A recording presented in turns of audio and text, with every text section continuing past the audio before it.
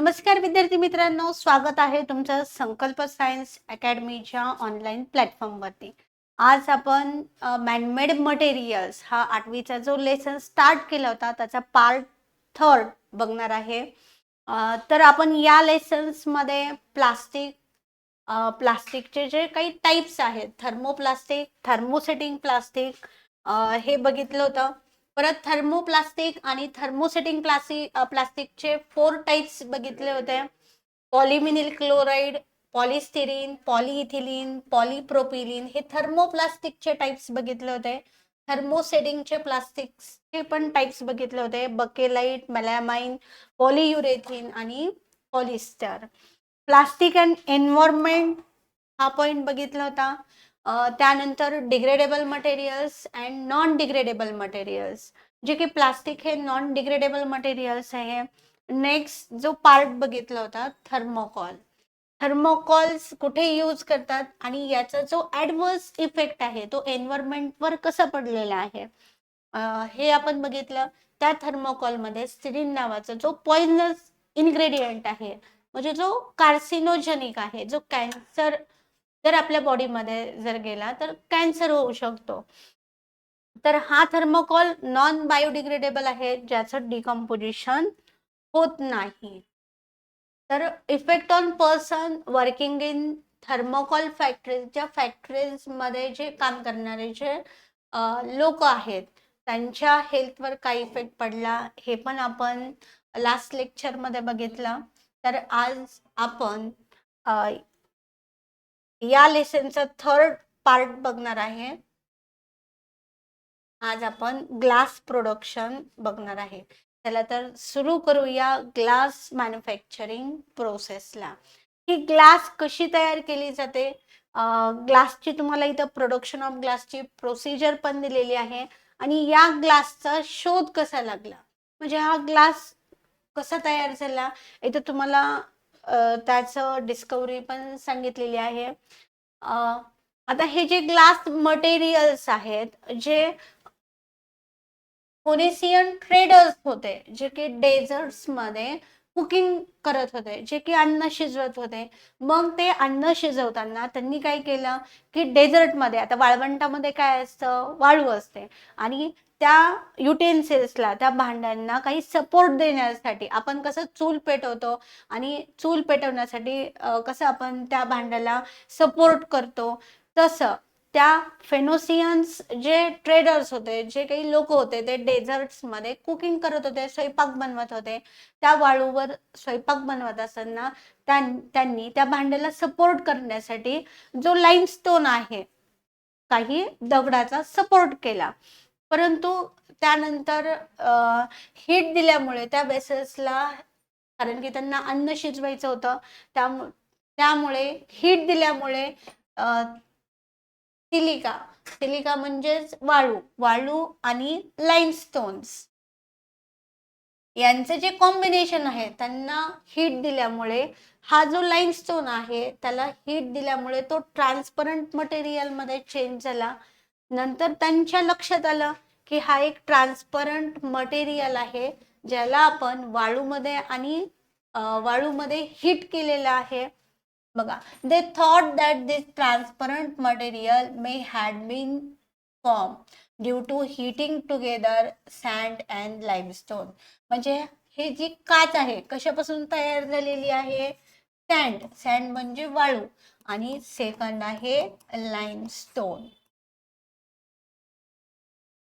म्हणजे यांना आपण सॅन्ड आणि लाईमस्टोनला काय केलं, हीट दिली आणि हीट दिल्यामुळं हा लाईमस्टोन म्हणजे सॅन्ड आणि लाईमस्टोन यांचं कन्व्हर्जन एका ट्रान्सपरंट मटेरियल मध्ये झालं. त्यालाच आपण काय म्हणतो, glass. Sand and limestone, this led to the development of the technique of the glass production. इथून ग्लास कसं बनवला जाता हे डिस्कवर झालं. आता हे जे ग्लास आहेत ते कसे आहेत, नॉन क्रिस्टलाइन्स आहेत. क्रिस्टल पडतात का याचे, नाही, परंतु हे कसे आहेत, ब्रिटल आहेत. ब्रिटल म्हणजे एकदम फुटतात लवकर. नाजूक असतात, हे सॉलिड मटेरियल आहे. परंतु हे जे ग्लास आहे ते कशापासून बनलेलं आहे? सिलिका पासून. सिलिका म्हणजे काय? वाळू. त्याचा जो केमिकल फॉर्म्युला दिलाय SiO2. Depending upon the proportion of silica and other components in the glass, there are different types of glass as the soda lime glass. आता जे अदर कॉम्पोनंट्स आहेत या सिलिकामध्ये काही वेगळे कॉम्पोनंट्स यूज केलेत, जसं की सोडा लाईम ग्लास, त्या ग्लासचाच टाईप आहे. परत या ग्लासचे टाइप्स पण पडले. एक आहे borosilicate glass, silica glass, alkali silicate glass. परंतु यांच्यामध्ये काही जे इन्ग्रेडियंट्स आहे, काही जे कंपोनंट्स आहेत ते वेगवेगळे आहेत. म्हणजे हे ग्लास बनवण्यासाठी काही डिफरंट कॉम्पोनंट्स घेतलेत, त्यापासून हे ग्लासचे टाइप्स पडलेत. कोणते आहेत ते? Borosilicate glass, silica glass, alkali glass, silicate glass. समजलंय मुलांना तुम्हाला? म्हणजे ग्लास कसा तयार झाला? जे फोनिशियन्स ट्रेडर्स होते, जे लोक होते, वाळवंटामध्ये अन्न शिजवत होते. मग आपण कशी चूल बनवतो शेतामध्ये, तसं त्यांनी त्या वाळूवर स्वयंपाक बनवत होते. तर तिथे जे असणारे जे दगड आहेत, स्टोन्स आहेत, त्यांनी त्या वेसल्सला सपोर्ट केला. म्हणजे त्यांना थोडासा सपोर्ट दिला त्या वेसल्सला.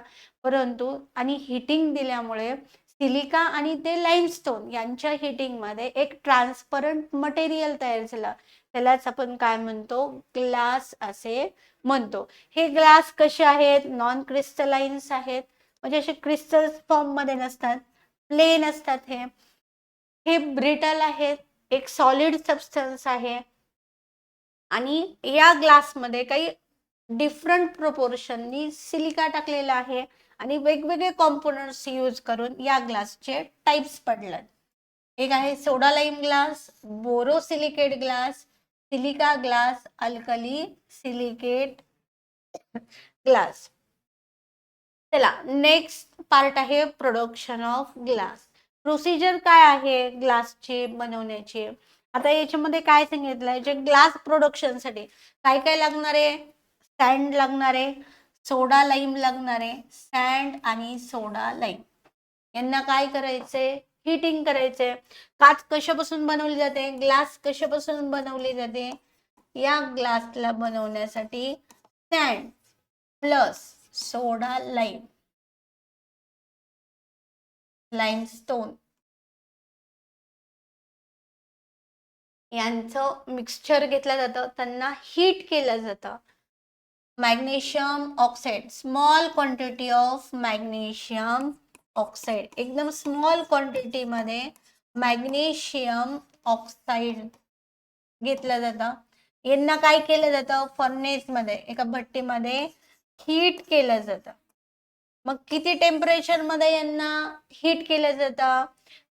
1700 डिग्री सेल्सिअस पर्यंत यांना हीट केलं जातं. परंतु हे जे इन्ग्रेडियंट्स आहेत, सँड, सोडा लाईम, मॅग्नेशियम ऑक्साईड, यांच्यामध्ये काही स्मॉल पीसेस टाकले जातात ग्लासचे. त्यामुळे हे जे मिक्सचर आहे ते 850 ला काय होतं? मेल्ट होतं. म्हणजे हे पटकन मेल्ट होण्यासाठी काही ग्लासेसचे पीसेस टाकले जातात, छोटे छोटे ग्लासचे तुकडे केले जातात आणि परत त्यांना 1500 डिग्री सेल्सिअस पर्यंत हीट दिली जाते. आणि त्यानंतर इमिडिएटली म्हणजे लगेच त्यांना काय केलं जातं? कूल केलं जातं. कूल केल्यानंतर जो सबस्टन्स तयार, जो ट्रान्सपरंट मटेरियल, ट्रान्सपरंट सबस्टन्स तयार होतो, म्हणजे तो काय आहे? ग्लास. ग्लास कसा तयार होतो मुलांनो? चला, सँड, सोडा लाईम आणि मॅग्नेशियम ऑक्साईड म्हणजे काय? कशाचं मिक्सचर घेतलं जातं? सँड घेतलं जातं. सँड म्हणजे वाळू. सेकंड आहे सोडा लाईमस्टोन, लाईमस्टोन घेतले जातात आणि स्मॉल अमाऊंट मध्ये मॅग्नेशियम ऑक्साईड टाकलं जातं. यांना हीटिंग केलं जातं. ह्या मिक्सचरला हीट केलं जातं. किती हीट पाहिजे? 1700 डिग्री सेल्सिअस पर्यंत यांना हीट केलं जातं. हीट केल्यानंतर यामध्ये काही स्मॉल पीसेस, ग्लासेसचे काही पीसेस टाकले जातात. म्हणजे यांना जी हीट लागते 1700 डिग्री सेल्सिअस हे मिक्सचर मेल्ट होण्यासाठी, परंतु काचेचे काही तुकडे टाकल्यामुळे 850 डिग्री सेल्सिअसला हे मेल्ट होतात. परत त्यांना हीटिंग केली जाते 1500 डिग्री सेल्सिअस पर्यंत आणि त्यांना इमिडिएटली कूल केल्या जातात, थंड केल्या जातात आणि जे अमॉर्फस ट्रान्सपरंट मटेरियल तयार होतं म्हणजे ते काय आहे, ग्लास आहे. समजला? चला, ग्लास समजला, ग्लास कसा बनवला जातो. आता यानंतर आपण बघणार आहे प्रॉपर्टीज ऑफ ग्लास. ग्लासच्या काय प्रॉपर्टी आहेत? On heating glass become the soft, can be moulded into any shape. Glass कशा आहेत? सॉफ्ट आहेत. जर आपण त्या ग्लासला हीट दिली तर ते सॉफ्ट होतात. Can be moulded into shape, तुम्हाला जो शेप पाहिजे असेल त्या शेपमध्ये ते मोल्ड होतात. सेकंड प्रॉपर्टी काय आहे? Density of glass depends upon its ingredients. ग्लासची जी डेन्सिटी आहे त्यांच्यामध्ये जे इन्ग्रेडियंट्स आहेत त्यांच्यावरती डिपेंड्स आहे. मग कशावर? जे आपण इन्ग्रेडियंट्स टाकले होते, मॅग्नेशियम ऑक्साईड स्मॉल अमाऊंट मध्ये, सिलिका टाकलं होतं, लाईमस्टोन टाकलं होतं आणि त्या मिक्सचर्सला आपण हीट केलं होतं, तर त्यांच्या इन्ग्रेडियंट्सवर त्यांचे डेन्सिटी डिपेंड आहे. थर्ड आहे glass is the slow conductor of the heat. Glass काय आहे? स्लो कंडक्टर ऑफ हीट, म्हणजे एकदम स्लो कंडक्ट होते heat. On quickly heating of the cool glass और on quick cooling of glass is the cracks and breaks. जर आपण अचानक त्यांना लगेचच आपण त्याला हिटिंग दिली तर ते ग्लास काय होतात? ब्रेक होतात. आणि जर गरम केलेल्या ग्लासला आपण लगेचच कूल केलं, इमिडिएटली कूल केलं, तरी पण ते काय होतात? क्रॅक होतात आणि फुटतात. Being bad conductor of electricity, हे बॅड कंडक्टर ऑफ इलेक्ट्रिसिटी आहेत, म्हणजे यांच्यामधून इलेक्ट्रिसिटी पास होत नाही. हे ग्लास हे काय आहेत? इन्सुलेटर्स आहेत, ज्यांच्यामधून इलेक्ट्रिसिटी पास होत नाही त्यांना आपण इन्सुलेटर असे म्हणतो. बीइंग ट्रान्सपरंट आहे. ट्रान्सपरंट म्हणजे काय? समजा ट्रान्सपरंट ग्लास असेल त्यामधून लाईट पूर्णपणे पास होते, आपल्याला पलीकडचं त्या ग्लासमधून पलीकडचं पण दिसतं, त्याला आपण ट्रान्सपरंट असे म्हणतो.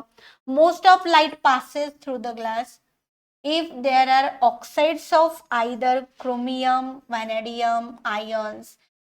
हे जे सबस्टन्स आहेत, हे जे एलिमेंट्स आहेत ते ग्लास बनवण्यासाठी जे ट्रान्सपरंट ग्लास आहे त्यामध्ये यूज केले जातात. बघा, प्रॉपर्टीज ऑफ ग्लास काय आहेत? जर आपण ग्लासला हीट केलं तर ते सॉफ्ट बनतात. आपण जो शेप पाहिजे ग्लासला तो देता येतो. Density of glass depends upon the ingredients, त्यांच्या इन्ग्रेडियंट्सवर डिपेंड आहे. ग्लास हे बॅड कंडक्टर ऑफ इलेक्ट्रिसिटी आहेत, बॅड कंडक्टर आहेत इलेक्ट्रिसिटी. ग्लास हे स्लो कंडक्टर ऑफ हीट आहे. जर ग्लासला आपण इमिडिएटली जर हीट केलं आणि लगेचच कूल केलं तर ते ग्लास क्रॅक होऊ शकतात. समजतंय? ह्या ग्लासच्या आपण प्रॉपर्टीज बघितल्या. चला, नेक्स्ट पार्ट आहे types of glass and uses. आपल्याला types of glass and uses, या ग्लासचे किती टाइप्स पडतात? 7 टाइप्स पडतात. अँड युजेस, हे ग्लास कुठे यूज केले जातात हे आपल्याला या पेजवर दिलेलं आहे. पहिला टाइप आहे ग्लासचा सिलिका ग्लास. पहिला टाइप्स कोणता आहे? Silica glass.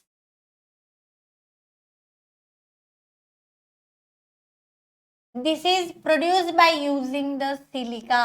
कशापासून बनवला जातो? हे जे सिलिका ग्लास आहे तो सिलिका पासून बनवला जातो, म्हणजे वाळूपासून बनवला जातो. Silica glass show minimum expansion on the heating. जर आपण या सिलिका ग्लासला हिटिंग केली, त्यांचं मिनिमम एक्सपान्शन होतं. म्हणजे आपण जर हिट केले तर जास्त लांब एक्सपान्शन होणार नाही, मिनिमम एक्सपान्शन होतं. It is not affected by the acid and alkali due to this silica glass is use to produce the laboratory glassware. जे लॅबमध्ये जे ग्लासवेअर यूज केले जातात ते सिलिका ग्लासचे बनलेले असतात. म्हणजे यांचा ऍसिडचा बेसचा काहीही इफेक्ट होत नाही या ग्लासवर, म्हणून हे लॅबोरेटरीमध्ये यूज केले जातात. म्हणजे जे केमिस्ट्रीच्या लॅबमध्ये जे ग्लास यूज केले जातात, फॉर एक्झाम्पल बिकर असेल, पिपेट असेल, ब्युरेट असेल, जे ग्लासवेअर्स आहेत, जे इन्स्ट्रुमेंट आहेत, जे ग्लासचे बनलेले आहेत, ते या सिलिका ग्लासचे बनलेले आहेत. सिलिका ग्लास हे सिलिकापासून बनवले जाते, वाळूपासून बनवली जाते. ऍसिड अँड बेसचा काहीही परिणाम होत नाही या ग्लासवर, म्हणून हे लॅबोरेटरीमध्ये यूज केले जातात. सेकंड ग्लास आहे बोरोसिलिकेट ग्लास. कोणता ग्लास आहे? आपण एक झाला सिलिका ग्लास बघितला आपण, सेकंड बघतोय आपण बोरोसिलिकेट ग्लास.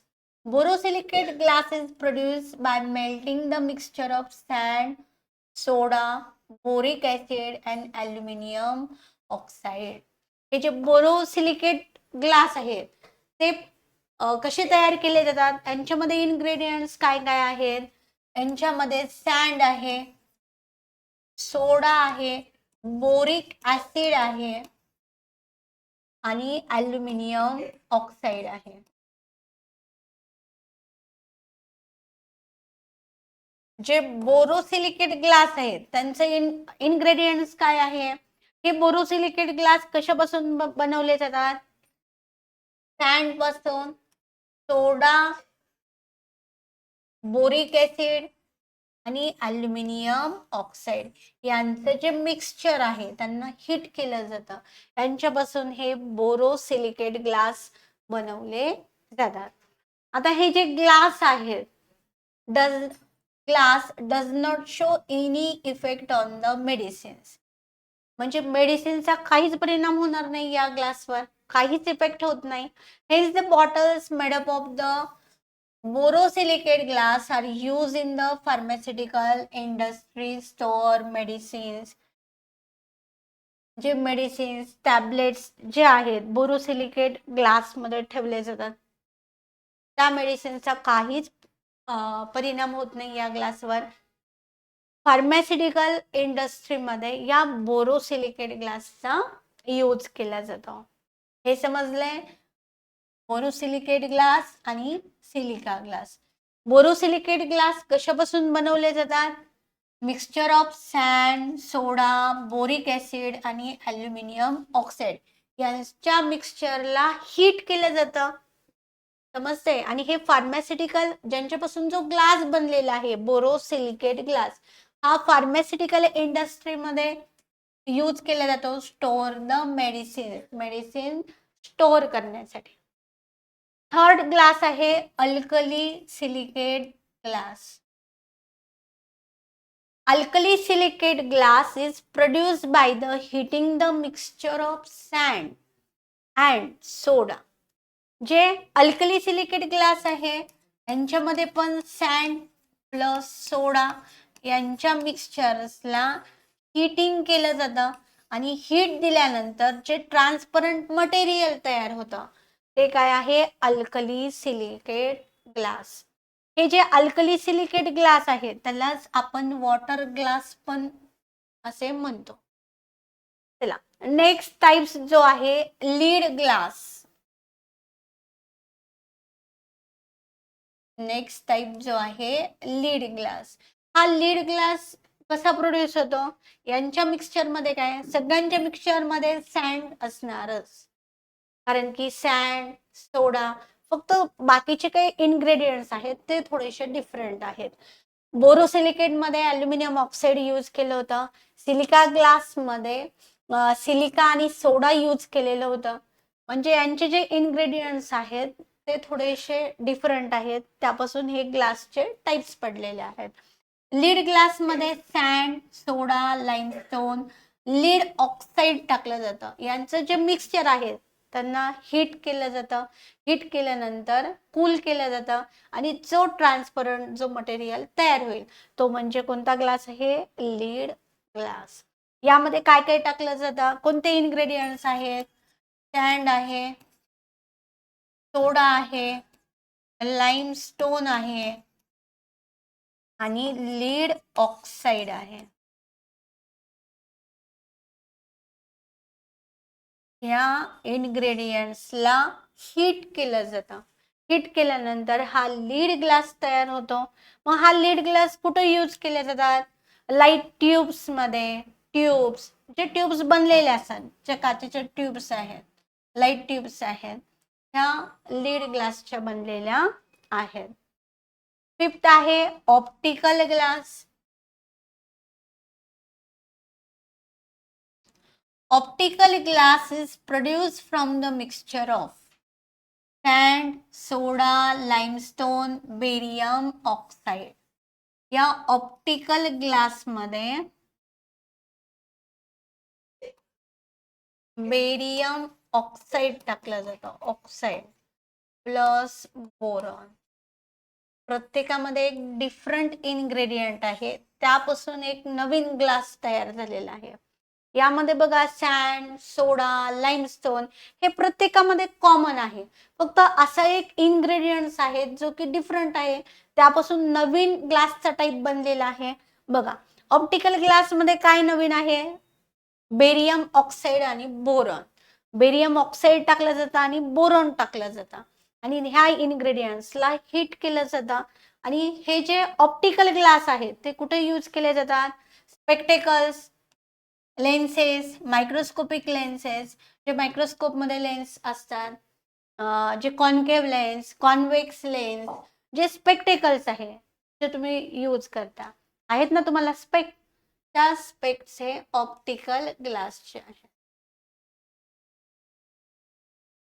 समजतंय? बघा आपण कोणते कोणते ग्लास बघितले? Silica glass, borosilicate glass, alkali silicate glass, सगळ्यामध्ये सिलिका प्रेझेंट आहे. मग डिफरंट काय आहे? असा एक सबस्टन्स वेगळा आहे ज्यांच्यापासून हे नवीन टाइप्स तयार झालेले आहेत आणि ते कुठे यूज केलात, कुठे यूज करतात हे ग्लास, ते आपण या लेसन मध्ये बघतोय. ऑप्टिकल ग्लास मध्ये बेरियम ऑक्साईड आहे आणि बोरॉन आहे. ग्लास, लीड ग्लास मध्ये लीड आणि लीड ऑक्साईड आहे आणि बाकीच्या सिलिका, सोडा हे सेम आहे. यामध्ये बोरोसिलिकेट मध्ये अल्युमिनियम ऑक्साईड आहे. तुम्ही अशा टाइप मध्ये असं लक्षात ठेवू शकता. ग्लास कशापासून तयार केले जाते? वाळूपासून, सिलिकापासून. सिलिका हे कॉमन आहे, परंतु बोरोसिलिकेट मध्ये अल्युमिनियम ऑक्साईड टाकायचं म्हणजे बोरोसिलिकेट ग्लास तयार होईल. आणि सिलिका, लाइमस्टोन ही कॉमन आहे.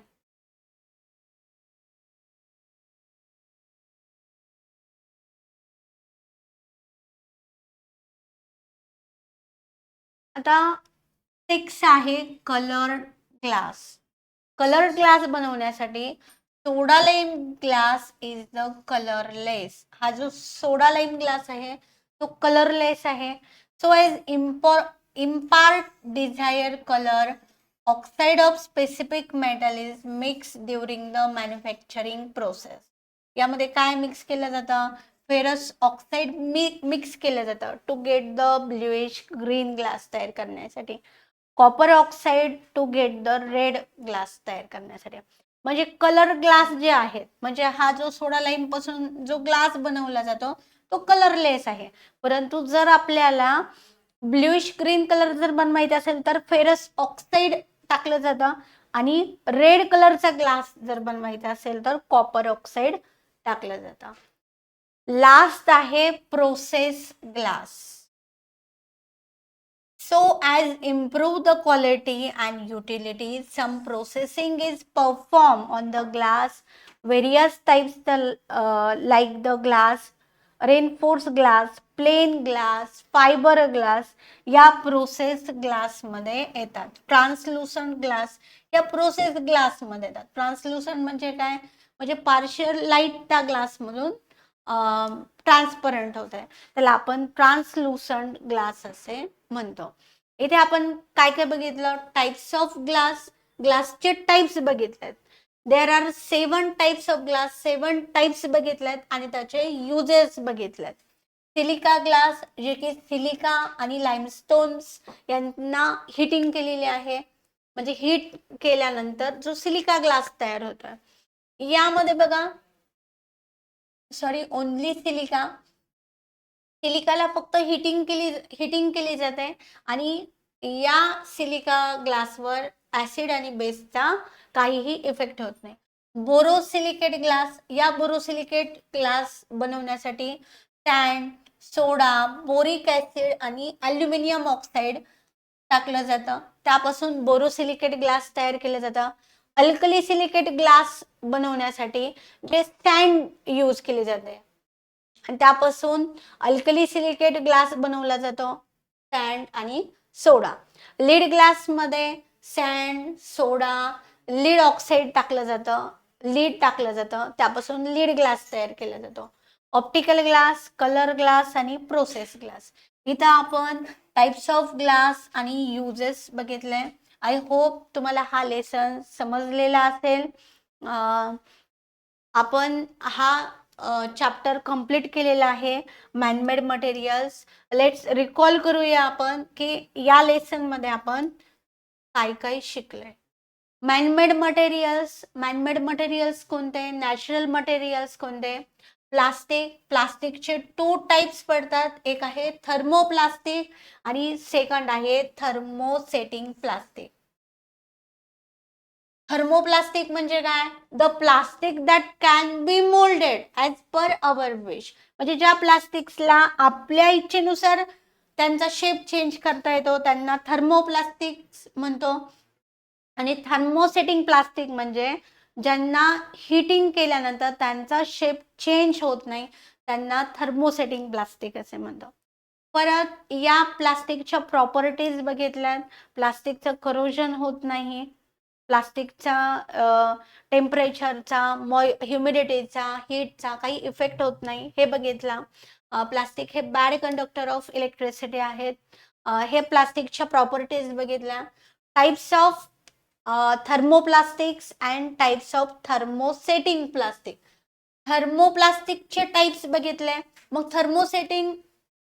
थर्मोप्लास्टिकचे टाइप्स कोणते आहेत, पीव्हीसी, पॉलिव्हिनिल क्लोराइड, पॉलिस्टिरीन, पॉलिइथिलीन, पॉलिप्रोपिलीन हे बघितले. ते कुठे यूज करतात, त्यांचे युजेस बघितले, कुठे यूज केले जातात. थर्मोसेटिंग प्लास्टिकचे परत 4 टाइप्स बघितले, बकेलाइट, मेलामाइन, पॉलियुरेथिन आणि पॉलिस्टर.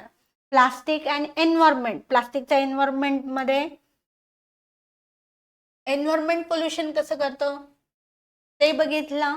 प्लास्टिक हे नॉन डिग्रेडेबल मटेरियल आहे, ते बघितलं. Degradable material, non degradable materials बघितलं.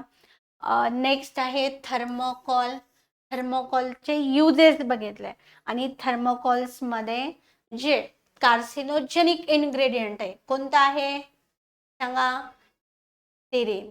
जे स्टिरीन इन्ग्रेडियंट आहे त्यामुळे कॅन्सर्स, ब्लड कॅन्सर्स होतात आणि हे नॉन डिग्रेडेबल आहे थर्मोकॉल. म्हणून जे काही लोक आहेत त्यांना डिस्ट्रॉय करण्यासाठी बर्निंग करतात, पण बर्निंग मधून पॉइझनस गॅसेस बाहेर पडतात, त्यामुळे एन्व्हायरमेंटमध्ये एअर पोल्युशन होतं. हे थर्मोकॉल्स बघितलं, त्याचे परिणाम बघितले. नंतर बघितलं आपण ग्लास कसा तयार केला जातो, प्रोडक्शन ऑफ ग्लास बघितले, ग्लासेसच्या प्रॉपर्टीज बघितल्या, टाइप्स ऑफ ग्लास आणि त्याचे युजेस बघितले. आय होप तुम्हाला हा कम्प्लीट लेसन समजलेला असेल. यानंतरचा नवीन इम्पॉर्टंट लेसन मी घेऊन येणार आहे. तोपर्यंत stay happy, stay learning with संकल्प सायन्स अकॅडमी.